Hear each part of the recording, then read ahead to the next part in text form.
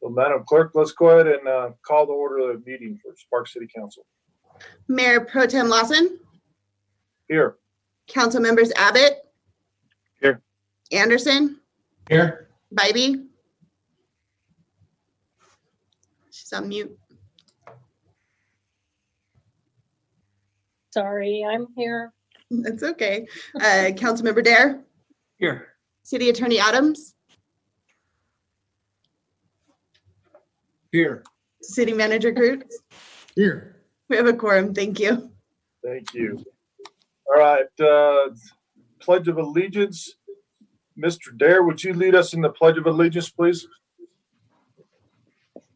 I'm assuming we have a flag. It is. And I pledge allegiance To the flag of the United States of America and to the republic for which it stands, one nation, under God, indivisible, with liberty and justice for all. All right. Thank you. Hey, Madam Clerk, moving on to public comment. And I'll let you take it from here.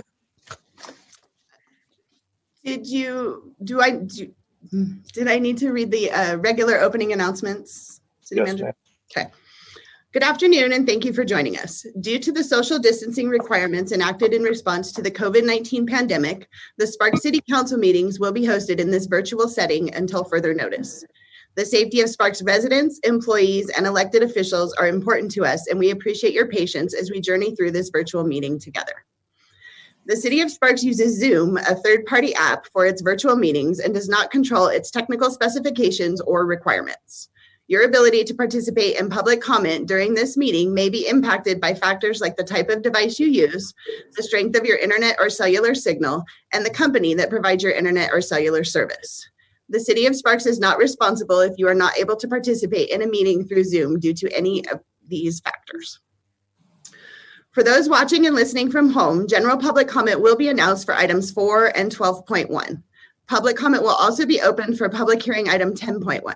If you wish to speak during general public comment, you will need to call in using the phone number or join via the meeting link provided on the City Council agenda. Public comment will not be permitted on social media outlets. All participants will be muted upon entry to the meeting. If you would like to speak during public comment items, press *9 from your telephone or raise your hand on your computer or tablet when prompted.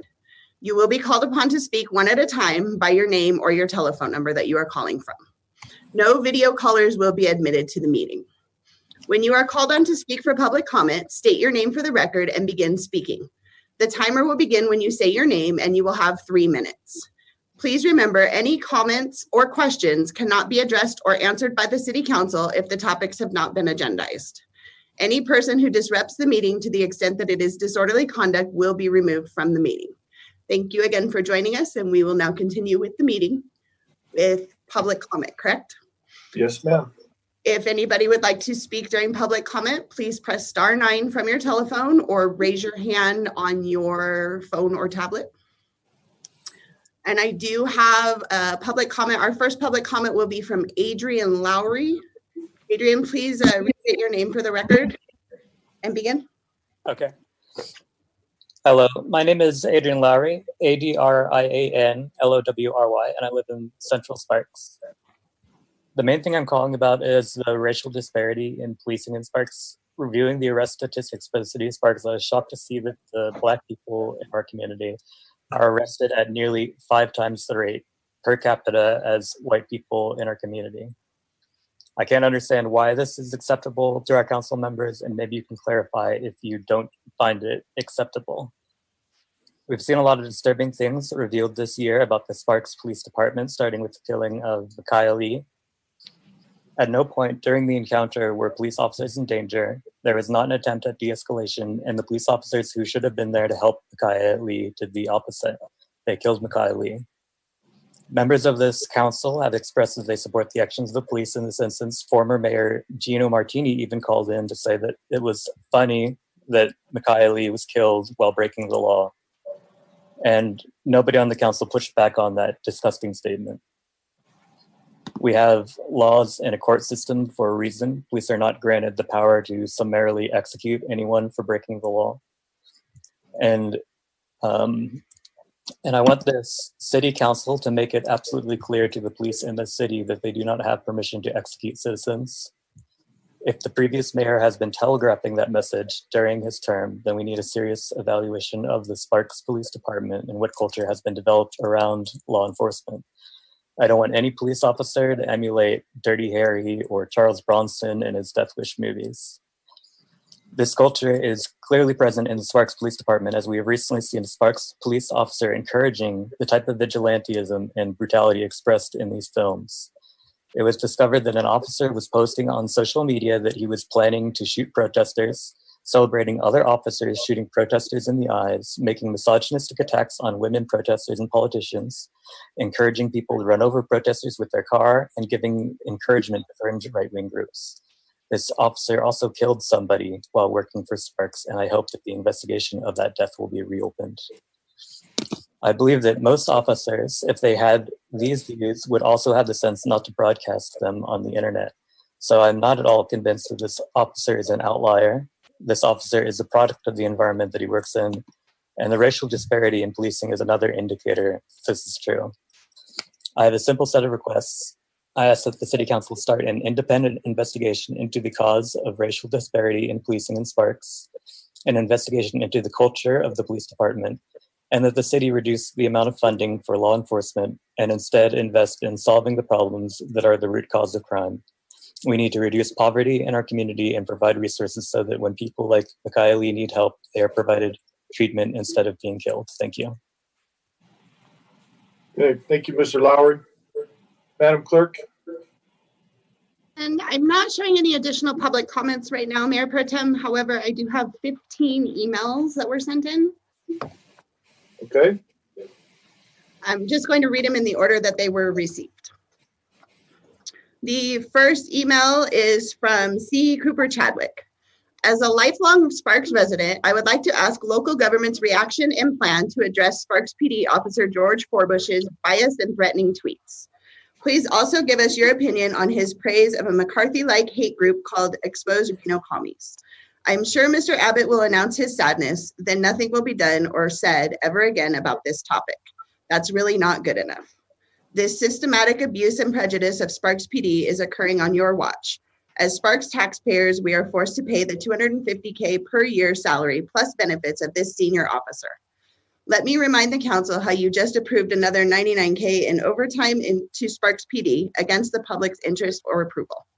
How do you, as community leaders, expect your constituents to feel safe after reading this community servant's vile and contemptible words? Why do you continue to funnel tax dollars into a system that produces venomous hate like this? Mayor Smith, you and your wife have made your stance clear, just like you did when you exhibited your prejudice against the transgender community. For the rest of you, are you going to stand up for the people you swore to represent? I'll wait. Thank you. The next public comment is from Amanda Tate. Hello, Sparks City Council members. I have become aware of the character of Officer George Forbush. He has displayed that he does not have the strong moral compass that is required of someone of the police force. I don't want my tax dollars employing someone who is not only unfit for the position, but uses that position of power irresponsibly. Someone who states online that I officially hate the human race, and that includes all of them, or applauds the spread of people's personal information to encourage twisted vigilante violence, a clear disregard to the motto to protect and serve.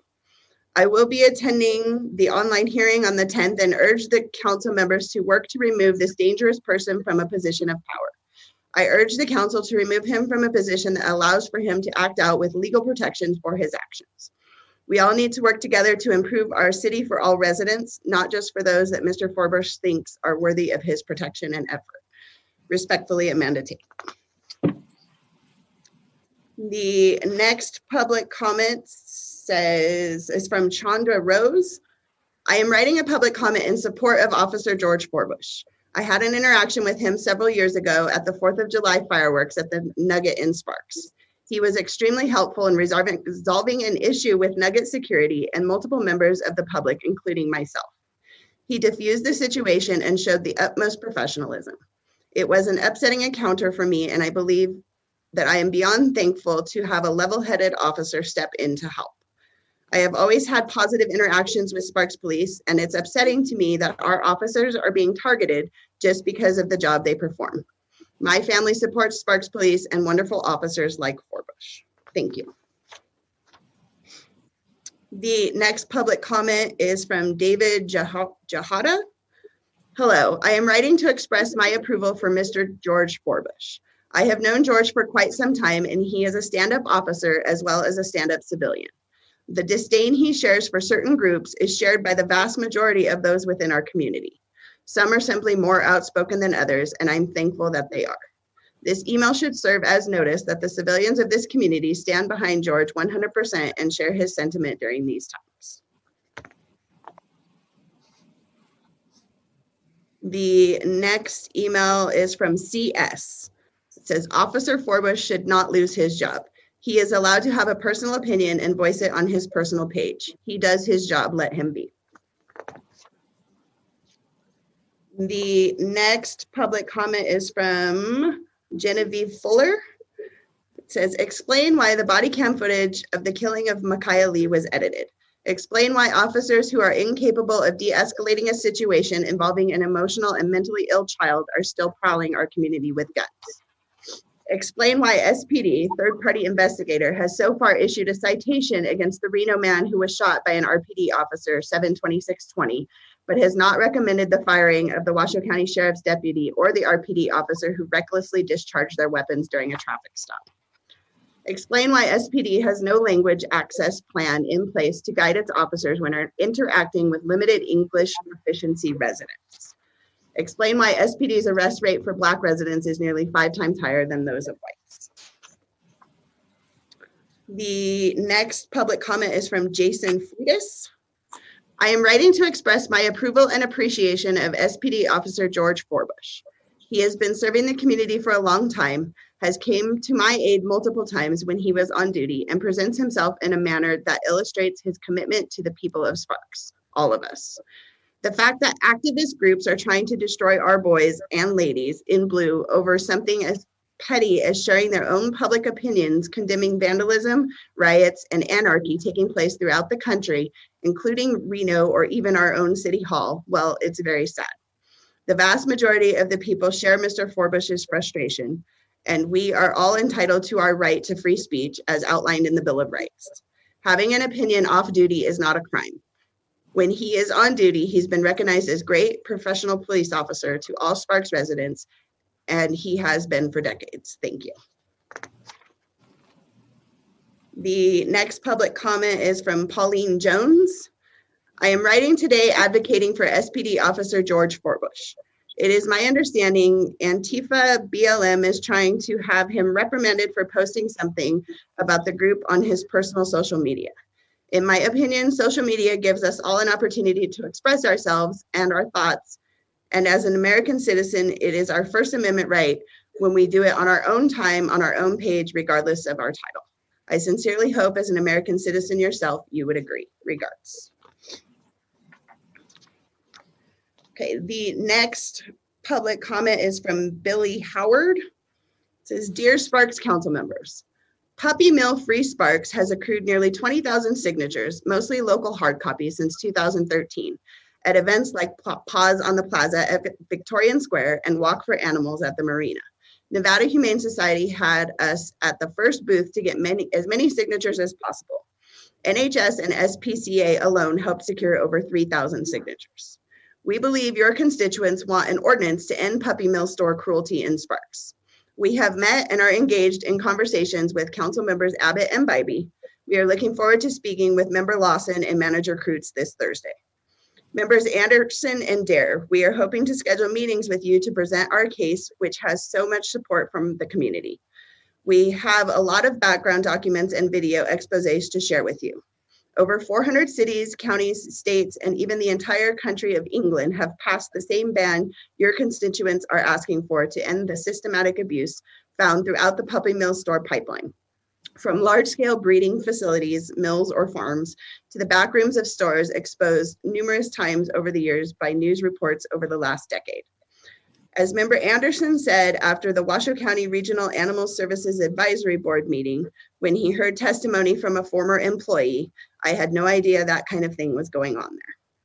We look forward to meeting with you all and to a speedy introduction of an ordinance to end these reprehensible animal cruelty and consumer fraud issues, noted through the store's longstanding F rating from the Better Business Bureau, 7 years since we've been tracking.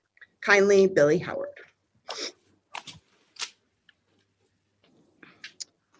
The next one is kind of long. I'm going to try and get through it. Hi, my name is Hannah Ratliff. I worked at Puppies Plus for over a year. The amount of animal cruelty I witnessed while working there was emotionally and physically heartbreaking. These puppies that were being sold were treated like products instead of living beings. The puppies came in from puppy mills. They were sick, abused, and neglected. Some puppies would come in extremely sick and would die overnight. While working there, I witnessed legal medications given. I witnessed the failure from the owners to get the puppies the proper veterinarian care that they deserved. The puppies were kept in small cages. Some cages had more than 3 puppies in them. The puppies drank out of a small rabbit water dispenser. The cages had torn up tissue paper, and they would eat the paper and they would lay in their own fecal matter. The puppies would also eat their own feces, causing long-term effects. In October of 2018, I rescued one of the puppies from this horrid place. He is a Cocker Spaniel Cavalier King Charles mix. He was there for 5 months in that tiny cage. I paid a lot of money to rescue him. He contracted Giardia, is a parasite that you can contact from dirty water or eating feces, and it can be passed from dogs to humans by letting the dog lick your face because the other employees never wanted to clean out the cages. I also contracted Giardia from working there. I was in the emergency room for 6 hours and the owners did not pay for my medical expenses. Also, while working there, I was given a yellow Labrador retriever for free. She had a stage 3 heart murmur. The owners, Michael and Leilani Schneider, did not want to pay for her medical expenses. I took the yellow lab home and fostered her for a couple of days and gave her to a family friend who paid for all of her veterinarian care. The vet told us that she will only live to be 3 years old because of her condition. When the puppies would arrive, they would smell like they were marinating in their own urine and feces. They were dirty and hungry, some barely able to stand up. While working at Puppies Plus, I went through a traumatic experience. Over 15 puppies died while I was working there. Most of these puppies would die in my arms because Michael and Leilani Schneider failed to come get the puppies and take them to the vet. They would wait days to come look at the puppies, and they would tell us, I think they're okay, just give them sugar water and they will be fine. After the puppies would die, she would instruct us to wrap the puppy in a trash bag and leave the puppy in the back until they would come pick them up. Also, if a puppy was sick, we were told not to call any type of vet or take the puppies to the vet clinic. In the back of the store, there are cages where they would keep sick puppies, so the public wouldn't see them.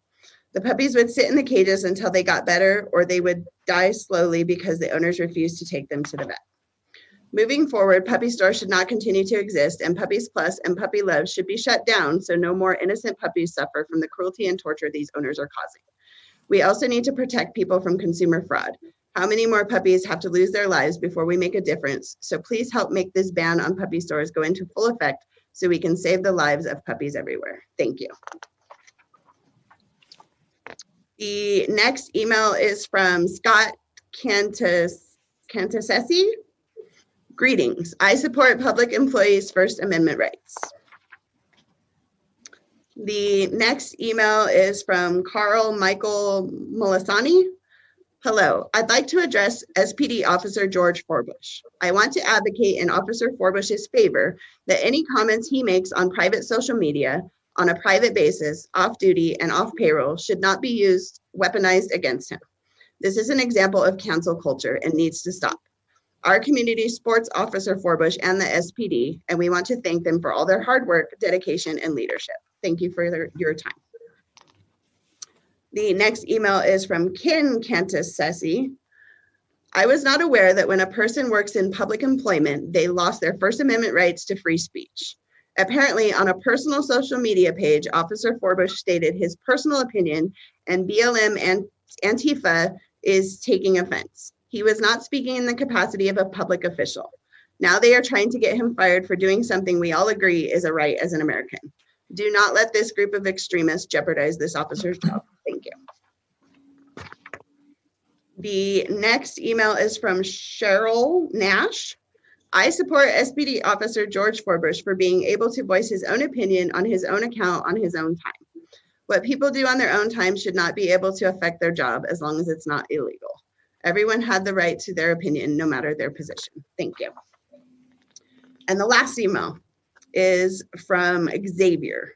As city council members, it is your duty and obligation to keep the residents of Sparks safe and ensure the public employees hired by the city are carrying out their jobs properly and within legal guidelines. Clearly, George Forbush has demonstrated he does none of these things.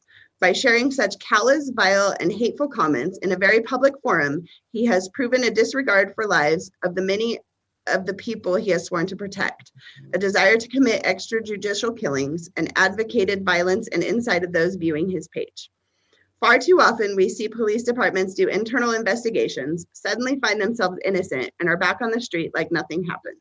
This lack of oversight cannot continue to happen, especially in the wake of statements which have proven Officer Forbush has no respect for the lives of those he disagrees with politically.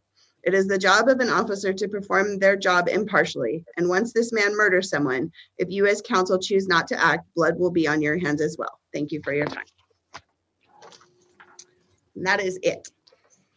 Do you have anyone else back on the line, Madam? I am not seeing any additional public comments. Okay, so let's move on then. Item 5, approval of the agenda. Looking for a motion. Move to approve. Abbott. Looking for a second. Second, Bybee. Second. Motion by Abbott, second by Bybee. All those in favor say aye. Aye. Aye. Aye. All right, motion carries unanimously. Minutes, approval of the minutes from the July 27th, 2020 City Council meeting. Looking for a motion. Move to approve. Christopher? First by Councilman Dare, I'll second. second by Councilman Anderson. Yeah, all those in favor signify by saying aye. Aye. Aye. Aye. Opposed? Motion carries unanimously.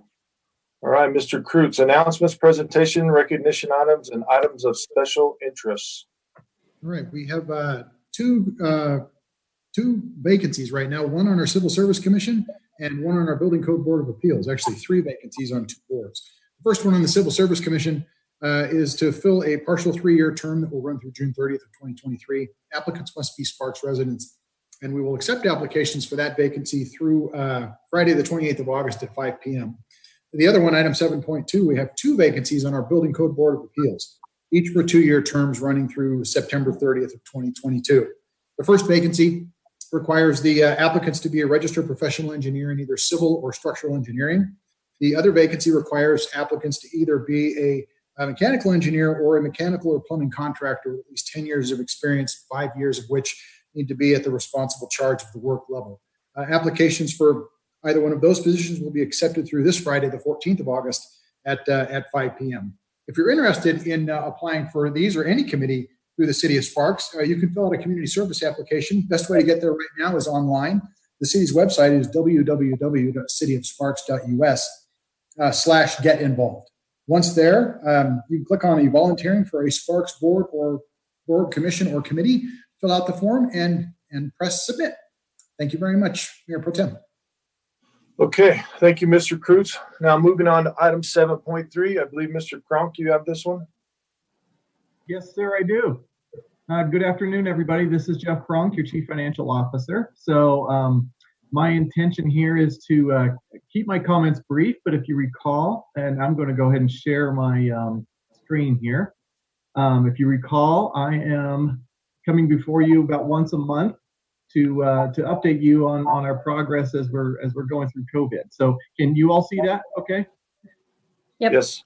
Good. Okay. So what you should be looking at there is the just a summary page, if you will, just showing what our incurred expenses are to date, and again what our revenue losses are to date. And when I say to date, that's generally through the end of July.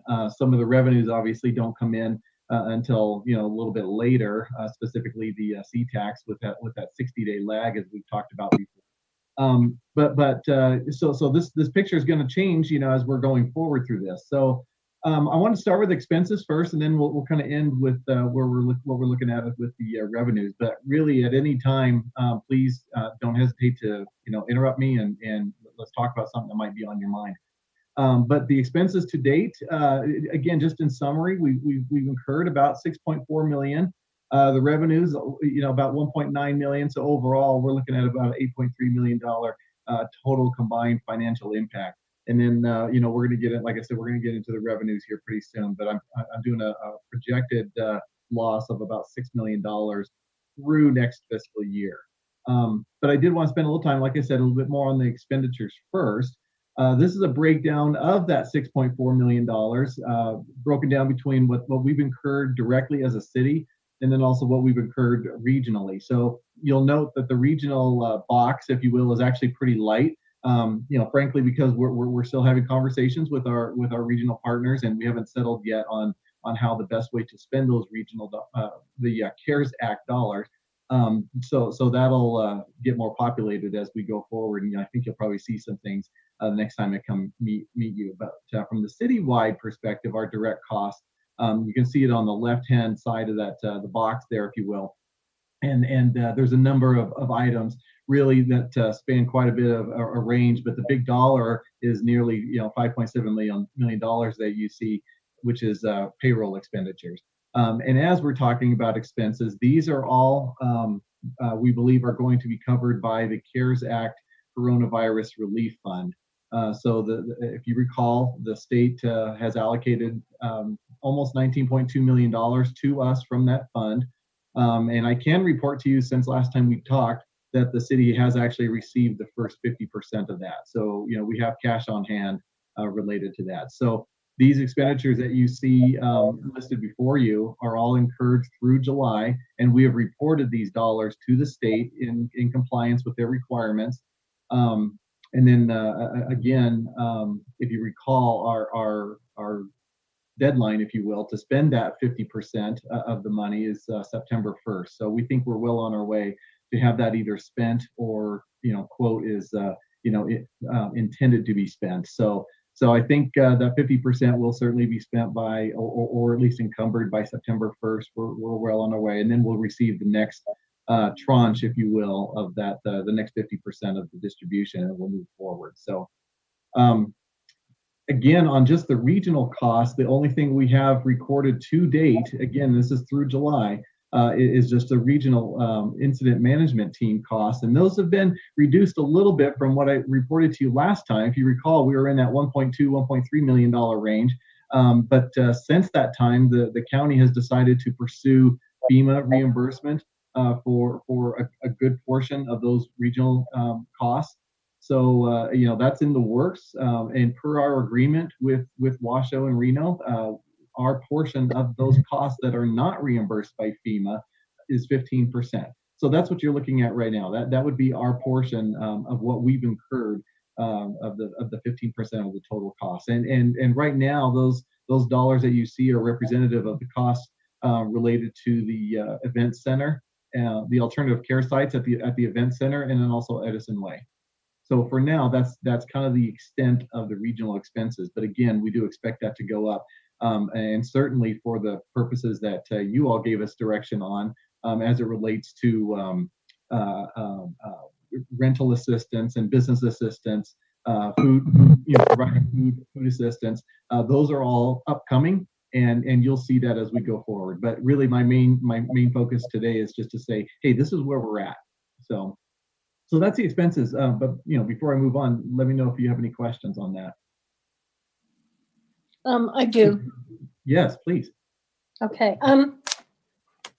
So just to clarify on the regional expenses, the 591,000 is our 15% of costs that have not been reimbursed by FEMA so far. That's our full cost, we don't pay 15% of that. The 591 is our cost. That's correct, Councilwoman Bybee. Absolutely. And that's not the final cost either, but that's just what's been incurred through July. Yes. Okay. Just wanted to clarify that.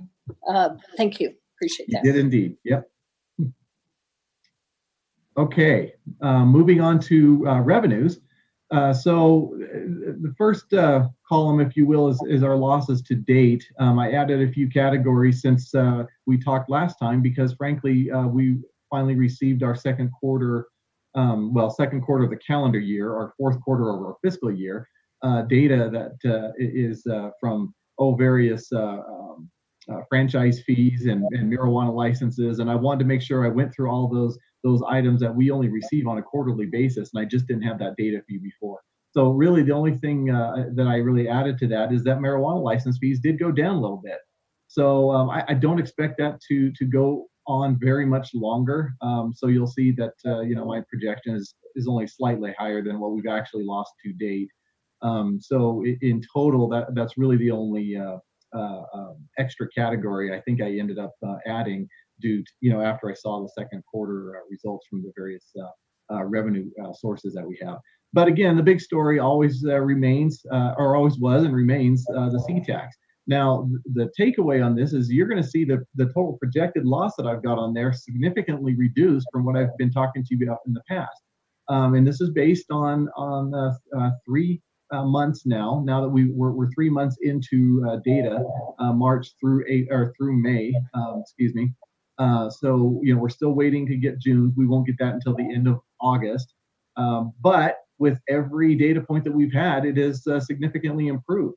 So I wanted to move on real quick, just to kind of end, if you will, on what my projections are on C-Tax, just to kind of give you a visual of kind of a 2-year look, a multi-year look. But really, we're kind of projecting the 16-month period from when this pandemic started, which is March 20th, and that's what the dotted lines represent, kind of when that pandemic started. The blue dotted line, as you see on this, it was our original estimate. Before COVID ever happened, that's what we expected to have happen.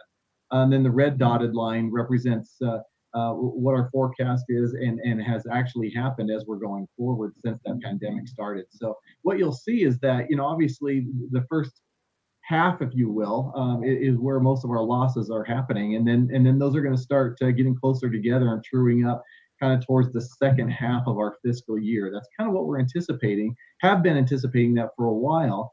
It's just that now these early months aren't nearly as wide of a disparity as we had originally thought. So now I can't give you this without saying, hey, what's my confidence level? And you'll see down there in the little green, I tried to hide it, but I can't, I'm not going to broadcast it too much, but I have to say my confidence level of the projection is low. It just is.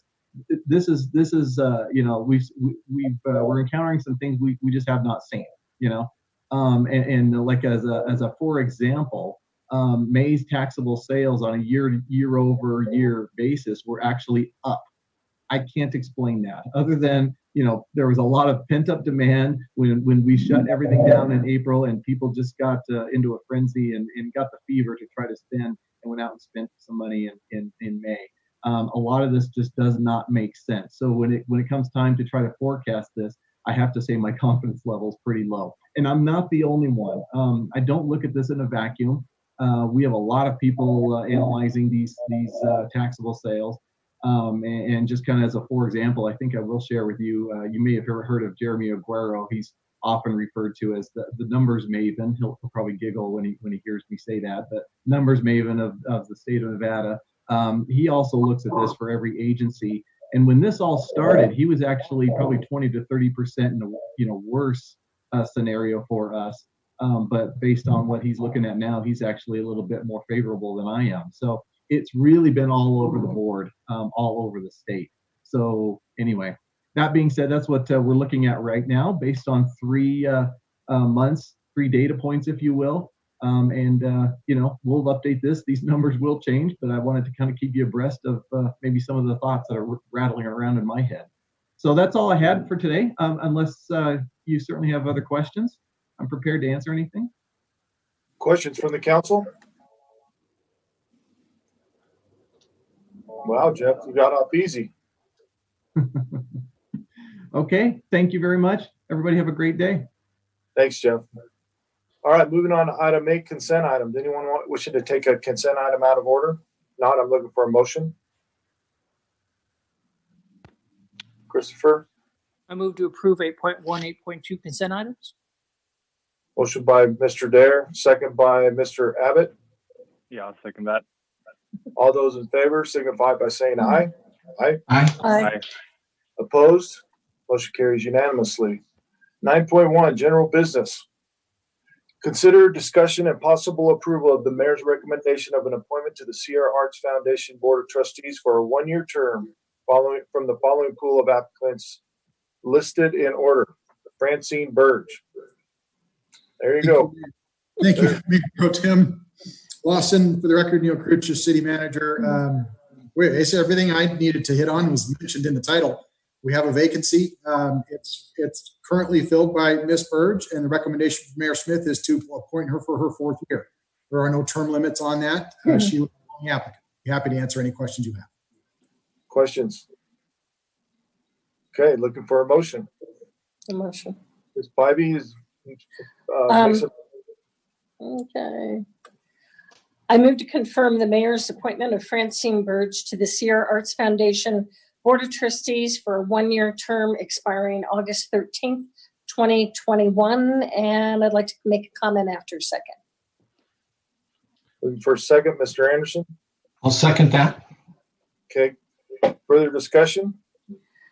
Yeah, I would just like to make a comment that thank Francine for the amount of work that she has done across the city with our Art and Culture Commission, with Sierra Arts, with the booklet that we all just got on looking at how we're moving forward with placemaking and creating art in our city.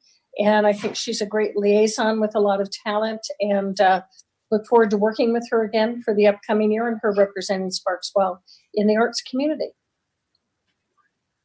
Okay. Any further discussion? Mr. Dare? I just want to say I saw that book too. We got it in the mail. That was very cool to see. And I think that's a great way for people in Sparks to see kind of what this vision looks like and where it's going. So good job on that. Okay. Any other discussion? And just from me, you can see obviously Francine has a passion for that. So she's done an awesome job for the city of Sparks. Okay, we got a motion and a second. All those in favor signify by saying aye. Aye. Aye. Opposed? Motion carries unanimously. All right, item 10.1, consideration possible approval of a resolution number 3366 authorizing the transfer of the city's 2020 private activity bond capability allocation of $5.3 million to be divided equally between the Nevada Housing Division and the Nevada Rural Housing Authority for their respective affordable housing programs. Mr. Graham, I believe you have this presentation. Actually, today we have Armando Ornelas, Assistant Director of Community Services, to make the presentation for you. Okay, Armando. Good afternoon, Mayor Pro Tem Lawson and members of the City Council. Again, as Neil said, I'm Armando Ornelas, the Assistant Community Services Director. This agenda item provides for allocation and transfer to the state of Nevada of the city's 2020 private activity bond capacity. This year, Sparks was allocated a little over $5.3 million of bond capacity. In terms of what private activity bond capacity is, as you may recall from previous years, because we do this every year, the Internal Revenue Service allocates to the states, and then in Nevada, the state turned to local governments the authority to issue federally tax-exempt bonds on behalf of private infrastructure, utility, or affordable housing projects and programs. And while the city could issue the bonds directly, it has always transferred bond capacity back to the state so that the state may issue the bonds for the purpose or purposes determined by the City Council. The City Council transfers bond capacity to the state by resolution. So in this instance, it would be through Resolution 3366, which is attached to your staff report. Over the last several years, the City Council has allocated the city's bond capacity to programs operated by the Nevada Housing Division, the Nevada Rural Housing Authority, or both agencies. And again, this year, both agencies made requests to the cities for our bond cap to help capitalize their programs. With regard to the requests, the Nevada Housing Division proposes to use bond capacity from the city to support its home ownership programs for first-time homebuyers, veterans, military families, and teachers, as well as to issue bonds for affordable multifamily housing projects. An example of which in Sparks would be the Boulder Creek Apartments. For their part, the Nevada Rural Housing Authority proposes to use bond capacity from the city for its Home at Last program, which provides down payment assistance and mortgage credit certificates for single-family home buyers. I trust you've had the opportunity to read the materials that the two agencies submitted and which were attached to this agenda item. They provide more detail on those programs on how they benefit Sparks residents. So again, we received requests from both agencies, and as we did last year, staff is recommending that the council split the bond capacity equally. That is to allocate 50% to each of the two agencies. In the view of staff, this supports a wider range of programs and therefore benefits a wider range of people. As alternatives to the staff recommendation, the council could allocate the entire bond capacity amount to either agency or change the percentage split between the agencies, or the council can do nothing, in which case the city's allocation will automatically revert to the state of Nevada on September 1st. If you wish to proceed with the staff recommendation, then following your public hearing, a motion for adoption of Resolution 3366 is included at the end of the staff report. That concludes my presentation, and I am available to answer any questions you may have. Questions from the council? Okay, seeing none, this is a public hearing. Madam Clerk, do we have any public comment? And at this time, if anybody would like to make public comment regarding item 10.1, resolution 3366, please raise your hand via your Zoom app or by pressing *9 on your telephone.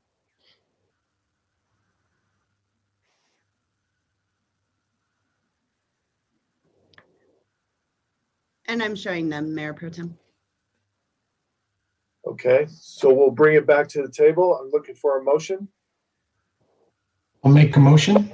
Mr. Anderson, Move to adopt resolution number 3366, authorizing the transfer of city's 2020 tax exempt bond volume capacity to the Nevada Housing Division and the Nevada Rural Housing Authority to support implementation of their respective affordable housing programs.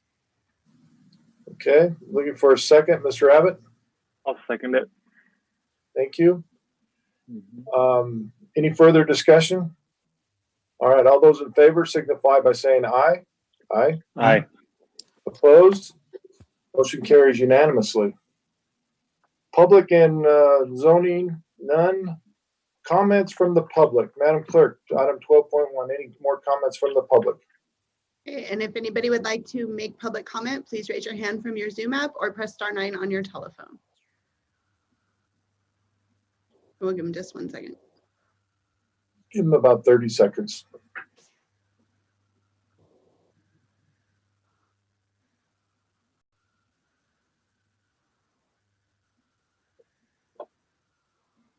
And it looks like we do have one public comment, Mayor Pro Tem. And Okay. the public comment is from Wendy Stolirov, and I am. All right, Wendy, your line is unmuted. Please restate your name for the record, and your 3 minutes will begin.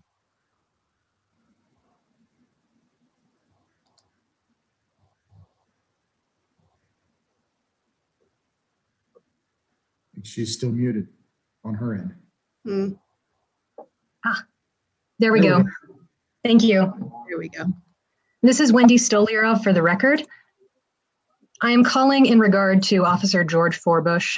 Section 2.01 of Sparks Municipal Code reads, "The people have a right to expect from their elected and appointed representatives at all levels of government assurances of the utmost in integrity, honesty, and fairness in their dealings." And anyone who has seen the posts made by Officer Forbush will tell you that they are likely not fair, and certainly not an assessment that makes me, as a resident of the city of Sparks, feel safe should he arrive at a scene where I required service. I've spoken to many other people in the community who feel the same way, and I believe that we deserve information about the investigation into Officer Forbush's conduct, and I would personally like to see Officer Forbush at a bare minimum reprimanded and preferably fired. We need to hold our officers to the highest level of professional conduct, and this is not conduct becoming of an officer. or anyone in city government. I find it deeply inappropriate. Thank you for allowing us to make comment. Thank you. All right, Madam Clerk, any other public comment? I'm not showing any additional public comment at this time. Okay, well, we'll move on from there. Comments from the mayor, city council, and city manager. Anybody wish to make a comment at this time? Mr. Dare? You threatened me at the beginning of the meeting. Thank you, sir, but I'm good. Okay. All right, anyone else? City Mr. Manager, anything from you? No, sir. Okay. Well, with that, we're adjourned. Thank you, everybody. Thank you. Have a wonderful day. Thank you. Thank you.